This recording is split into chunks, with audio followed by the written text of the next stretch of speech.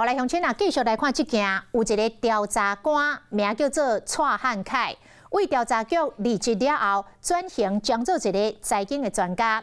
尾也是涉嫌炒股票敛钱5000万，被判刑通缉，怎走去中国秘起来？伊伫中国是透过面册继续咧活动，有袂少人看伊的册了后，想尽办法联络到伊的助理，付30万的学费。伊本人就会透过视讯进行一对一的教学，而且伊会一直来鼓吹着对方投资，提钱互伊买卖股票，双方才就会疼笑。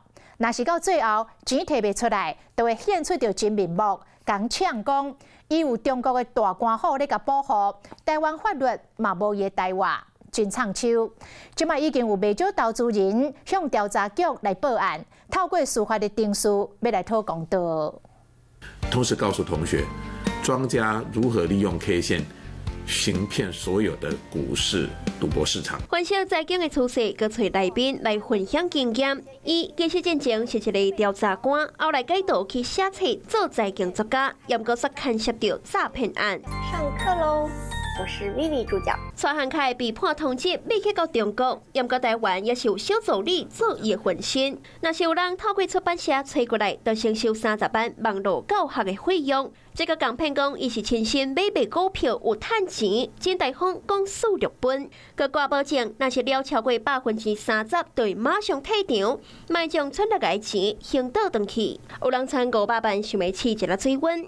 蔡汉凯虽然讲逐礼拜拢会公布绩效，利润的奖金看起来是真透明。一开始每一个人每一个月会当分到几十万块，一个又一个加入来，老尾煞连本金拢摕袂倒来。只要有人提出质疑，蔡汉凯就会甲呛讲，伊走去到中国了后，就被吸收，负责发文章骂台湾政府。YouTube 的频道嘛是中国出钱，目的就是想要对台湾继续进行统战，而且伊个正加讲，呛讲有中国高层甲保护台湾无违法。蔡汉凯编册也是一直有新的内容，也毋过真侪被害人拢互伊害一个是真严重，甚至以罪拥罪。记者想要透过伊开设的社群平台，也有通讯的软体，向本人查证被指控的内容，也毋过拢无回应。